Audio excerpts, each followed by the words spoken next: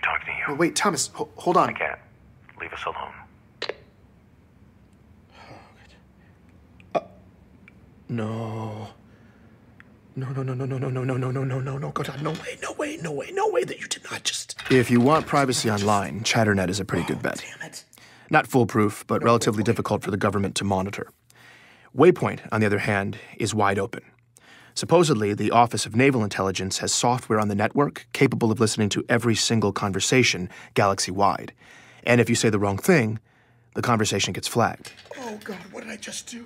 What I had just done was conduct an unsanctioned follow-up interview with a survivor of a war camp, accused him of lying about it, basically got him to admit that lie, and then ended by possibly implicating my employer, the most powerful military agency in history, in either bribery or coercion.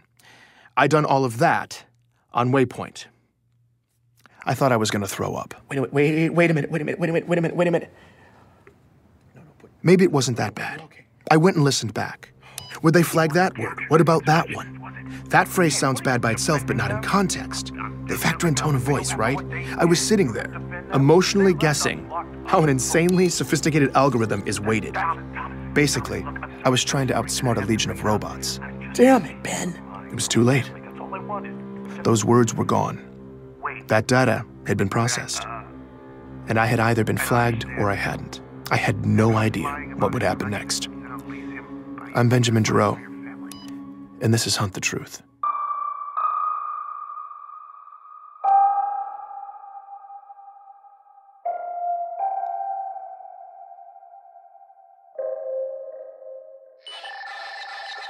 Benjamin! I'd never been so happy to hear from Meshach Maradi. I made him triple-check the security of our call. Sure. Relax. We are under the tinfoil hat of secrecy. Seriously, though, we are fully secured. Meshach could probably tell I was desperate, when after months of his unsolicited theories, I actually solicited one. What's going on out there right now? I'm glad you asked. Strong patterns. A lot of chatter in the military bars, soldiers drunk and unhappy. Local graffiti corroborates these complaints. The helmet overfloweth. This is how Meshach talks. For a while, I thought maybe there was an actual group of people somewhere who use these terms. But there's not. It's just Meshach. My prognosis? Ripples in the ranks. Army, Orb D-Shock troopers, Marines, across the board. Men at arms, up in arms. When soldiers get frustrated, they get sloppy with their communication. The more frustration, the more unsecured chatter. Right now, there was a lot of both. And there's a sizable leak of booyah-worthy transmissions distilling the slush. Ah, the slush. That immense soup of data siphoned off of unsecure networks, the preferred source for nut jobs everywhere. The data's all legit. There's just such an ungodly huge amount of it that it's practically useless. To Meshach's credit, though, he somehow managed to draw somewhat sound conclusions from it on occasion. It was kind of amazing. I asked why there was so much discontent across the military. MC-11 Scepter. That's Meshach for the chief. He's off being creative. He could be off the grid. Fleetcom's trying to smokescreen like they're on top of his position, but they're not. So the trombones are playing the brown note on that one, and the grunts are a-grumbling. The military is one pissed-off polygon right now. Apparently, some are even questioning Master Chief's motivations and allegiances. The word traitor Come on. has been used. Seriously? If he's disobeying orders, that's bad, but calling the chief a traitor? The guy who legitimately saved humanity multiple times. That's just... Either way, you have Come to on. consider the underlying question. MC is the precedent for free reign in the military. He's held responsible for protecting a galaxy. A job that big requires absolute mobility. But then, that's a whole lot of power to give one man. Hence the dichotomy, Benjamin. Power and responsibility. Meshach was getting philosophical and making a lot of sense. When it comes to threats against us, though, this issue of power and responsibility has always been shrouded in secrecy. As civilians, we don't know what's happening, who's out there, what they're doing. And according to Meshach, that ignorance could be about to blow up in our faces again. There's something else afoot, Benjamin. Out here in deep space.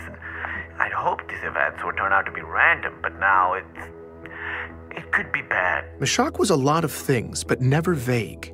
I asked him what sort of bad he was talking about. Electromagnetic fluctuations, slip spacious disruption, epidemic data corruption, all of it. What's happening? It's quiet, it's slight, but it's affecting everything.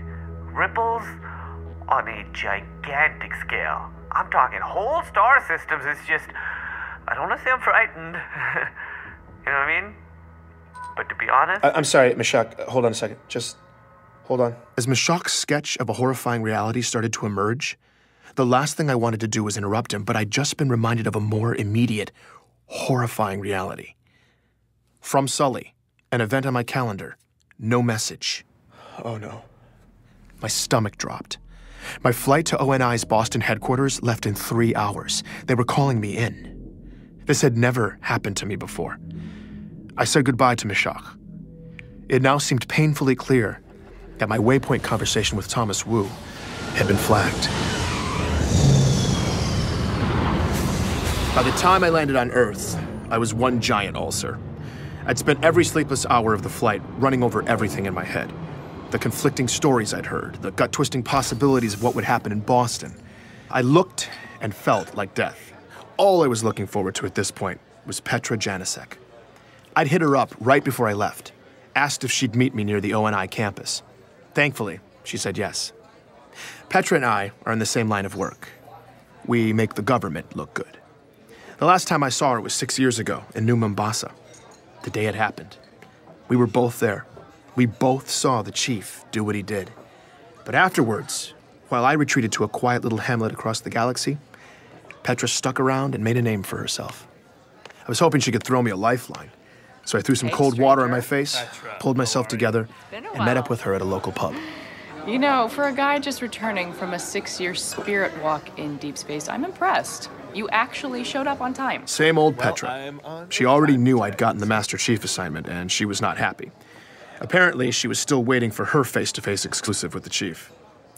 I refrained from laughing out loud at that little fantasy, but she continued with the ball-busting anyway. So why are you here? No, wait, let me guess. Let me guess the title of your story. Heroism Untold. It's something like that. Yeah, I'm sure it's hard-hitting. What's a Sully-commissioned expose look like nowadays, anyway? And only one sheet of pre-approved sources? Yeah. You know, whatever. Okay, you can do a fluff piece over Waypoint from your Rebel Rock. So, again, why are you here? If you haven't noticed yet, Petra cuts to the chase. Sully called me in. Sully? He what? He called you here? Yeah, that's what I wanted to talk to you about. I told her about confronting Thomas Wu, how I'd contradicted a statement of his that was probably supposed to be Sully's main deliverable for the interview. Not only did Petra not see the problem with that, though, she seemed to think it was cute. Whoa, old Ben G. Rogue. You're coming off the bench feisty. No, The guy's not gonna rat on you. It'll just make him look as bad. I did the whole interview on Waypoint. That got her attention. I think it got flagged. You think it... I got the summons from Sully a few hours later. Petra's face and voice hadn't changed, but her eyes were suddenly on fire. Ben...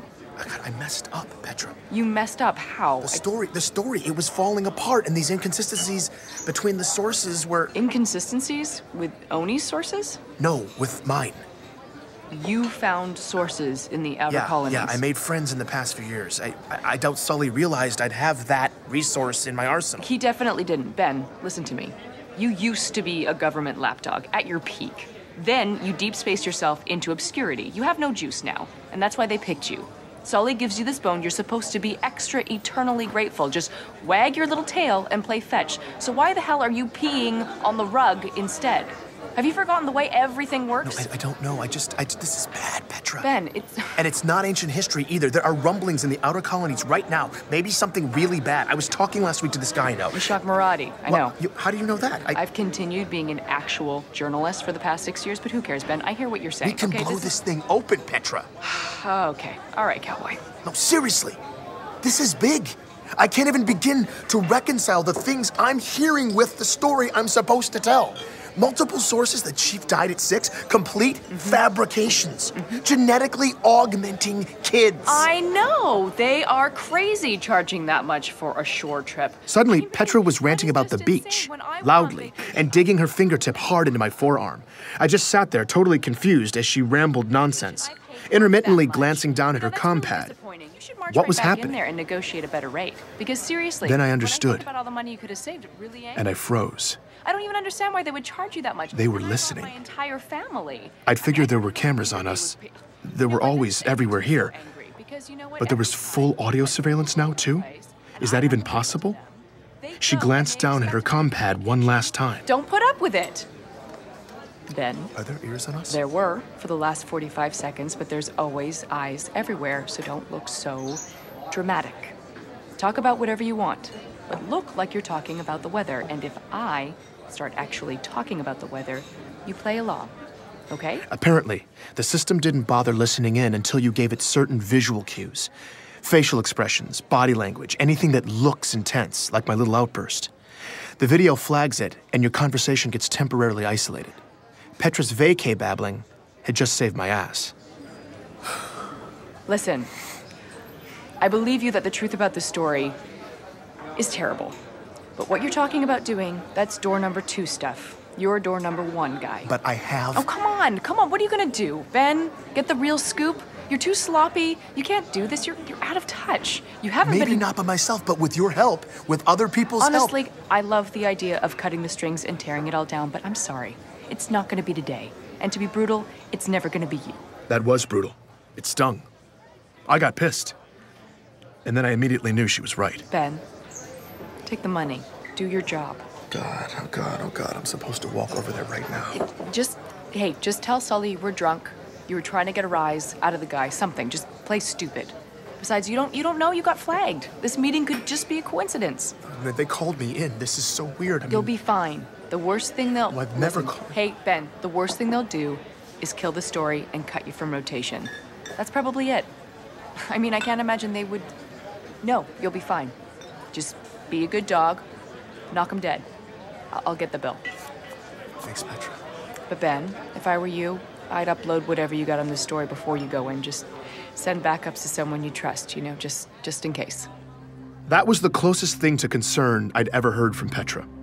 I immediately took her advice and was queuing up all my files to transfer to Ray as I crossed Torrenia Avenue toward ONI. The campus was integrated right into the city. A courtyard of dark buildings, mature oak trees, grass, walkways. It just looked like a campus. The only thing different about it was the sidewalk. Twice as wide as it was across the street. In the inner half of the pavement was black stone, a thick, dark border, several feet wide that surrounded the whole complex. I walked right up to the obsidian half of the sidewalk and stopped. Something was off about the courtyard in front of me, like something was missing. I looked both directions down the sidewalk. There were no fences or guards. Plenty of pedestrians, seemingly none of them paying any attention to the complex as they passed. Except for one tiny thing. None of them, not a single one of the dozens of white-collar workers and shoppers and parents and kids walking up and down that sidewalk laid a foot anywhere near the black half of the pavement. On a 20-foot wide walkway, they were all moving single file right up against the curb. I turned and looked back at the campus, listening. No birds. That's what was missing. There were no birds in the trees. In fact, there was no sound in the air at all. Nothing moved. I stood at the edge of the obsidian. I had no choice. I swiped the transfer folder over to Ray's hard drive, took a deep breath, and crossed the black line. Please join me for the next episode of Hunt the Truth.